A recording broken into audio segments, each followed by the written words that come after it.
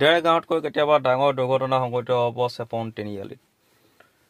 কিয় কৈছোঁ চাই লওক এই ভিডিঅ'টোত আপোনালোকে। এই বাছখন চাব, আপোনাৰ ৰং ছাইডত সোমাই দিব, নিজৰ ছাইডত নগৈ ৰং ছাইডত সোমাই দিব। চাওক, এই দুটামান পেছেঞ্জাৰৰ আশাত ৰং ছাইডত সোমাই দিলে বাছখন, দেখিছে?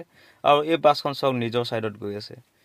এতিয়া আপুনি নিজে ডিচিশ্যন লওক। এই চেপন ফেক্টৰীৰ মুখৰ যে আপোনাৰ ডিভাইডাৰটো দিলে, ইয়াৰ পৰা যে দুৰ্ঘটনা সংঘটিত নহ'ব ইয়াৰ কোনো মানে নাই। দিব লাগিছিলে চেপন তিনিআলিৰ ওচৰত, দিছে আপোনাৰ চেপন ফেক্টৰীৰ মুখত। এতিয়া মই আপোনালোকক লাইভ দেখাম, আহক আপোনালোকে চাওক। এই বাছখন যে সোমাই দিলে আপোনাৰ, ইয়াৰ কি কাৰণ? দুটামান পেছেঞ্জাৰৰ আশাত তেওঁলোকে সেই ৰং ছাইডত সোমাই দিছে। আৰু আপুনি চাব, এতিয়া এখন বাছ চিধা চিধি নিজৰ ছাইডত গুচি গ'ল, আৰু এখন আপোনাৰ চেপন ৰং ছাইডত সোমাই দিলে। চেপন ফেক্টৰীৰ আগতে ৰং ছাইডত সোমাই দিলে। আৰু আপোনাৰ চেপনলৈ যদি যাবলৈ হয়, প্ৰায় আধা কিলোমিটাৰমান আহি কিনে আপুনি বাইপাছটো পাব। তেতিয়াহ'লে ইমান দূৰত যদি বাইপাছ দিবলগীয়াই আছিলে, তেতিয়াহ'লে চেপন তিনিআলিত কিয় বাইপাছটো দি নিদিলে? চৰকাৰক মোৰ কুৱেশ্যন।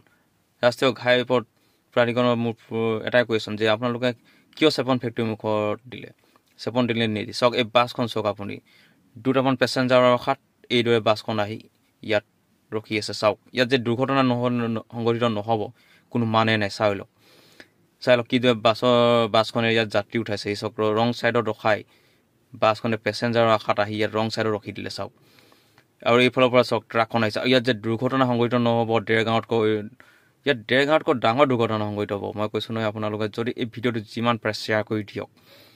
এটাই উদ্দেশ্য, ৰাইজসকল সুৰক্ষিত থাকক। মোৰ উদ্দেশ্য এটাই, ৰাইজসকল যেন তেন সুৰক্ষিত থাকক, আৰু ইয়াত স্কুলৰ ল'ৰা ছোৱালী বিশেষকৈ অহা যোৱা কৰি থাকে। আৰু এইদৰে ৰং ছাইডতে আপোনালোকৰ বাছৰ ল'ৰা ছোৱালীবোৰক স্কুললৈ অনা নিয়া কৰা হয়। আৰু সেইখন চাওক, আপোনাৰ চেপন তিনিআলি চাওক, সেই সৰু গাড়ীখন চাওক, আপুনি মন কৰক।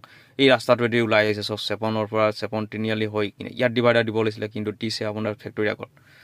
দিলেও একো মানে নাই, কিন্তু তালৈ কোনো গাড়ী ঘূৰি নাযায়। চাওক, এই বাছখন সম্পূৰ্ণ ৰং ছাইডত গৈছে। চাওক, আৰু ইয়াত ডেৰগাঁৱতকৈ ডাঙৰ দুৰ্ঘটনা সংঘটিত হ'ব বুলি মই এই কাৰণে কৈছোঁ। চাওক, নিজৰ ৰাস্তাত নগৈ ৰং ছাইডত গৈ আছে, আৰু চৰকাৰ সম্পূৰ্ণ ভুল ডিচিশ্যনৰ কাৰণে। ফেক্টৰীৰ আগত দিয়াৰ লগে লগে আধা কিলোমিটাৰমান আহি বাছখনে ইয়াত কাষ্টমাৰ উঠাই আকৌ গৈছে। চাওক, পেছেঞ্জাৰ উঠাই। আপুনি নিজেই মন কৰক, ইয়াত যে ডাঙৰ দুৰ্ঘটনা সংঘটিত নহ'ব, ৰাইজসকলে যিমান পাৰে শ্বেয়াৰ কৰি দিয়ক। ইয়াত নহ'লে ইয়াত বহুত ডাঙৰ দুৰ্ঘটনা সংঘটিত হ'ব ডেৰগাঁৱতকৈ, আৰু এইটো হোৱাটো আমি নিবিচাৰোঁ। আৰু সেইকাৰণে চৰকাৰক আমি কৈছোঁ যে হয় ইয়াত ডিভাইডাৰ দিয়ক, নহয় আপুনি এই ৰাস্তাটো ব্লক কৰি দিয়ক। ৰাইজসকলে যিমান পাৰে ভিডিঅ'টো শ্বেয়াৰ কৰক, শ্বেয়াৰ কৰি দিয়ক, যাতে চৰকাৰৰ চকুত পৰে।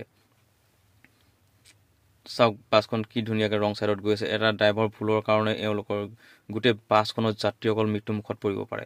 চাওক, 40-50টাৰ জীৱন লৈ বাছখন কিদৰে আগুৱাই গৈ আছে ৰং ছাইডত। আপুনি নিজে মন কৰক, আৰু যিমান পাৰে ভিডিঅ'টো শ্বেয়াৰ কৰক আপোনালোকে, যাতে এই ৰং ছাইডত যোৱাটো বন্ধ হৈছে চেপনৰ পৰা।